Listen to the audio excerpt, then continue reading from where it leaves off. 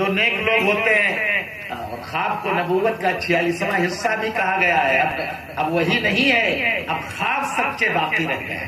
خواب سچے باقی رہ گئے. بنارس جامعہ سلفیہ کے جو شیخ الجامعہ تھے مولانا رئیس الہار ندوی، یہ یہیں کے رہنے والے تھے، واسی کے پورب کے، بہت مشہور نام. بھٹیا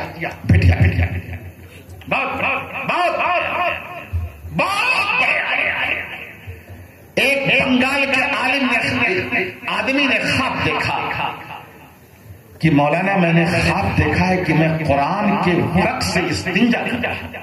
وہ دیکھا تو سوچا کہ لگتا ہے میں مسلمان ہی نہیں رہ گیا، میں قرآن کے پنوں سے استنجا کر رہا ہوں.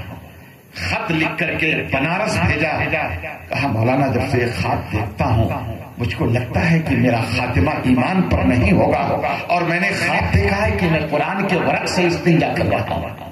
مولانا نے یہاں سے جواب لکھا، اس خواب کی تعبیر یہ ہے کہ تیرا بیٹا حافظ قرآن ہونے والا ہے. کیا تعبیر نکالا؟ کہا اس خواب کی تعبیر ہے کہ تیرا بیٹا حافظ قرآن ہونے والا ہے. اس لیے خواب سب سے نہیں بیان کرنا چاہیے، خواب کسی بڑے عالم سے بیان کرنا چاہیے، سب سے نہیں بیان کرنا.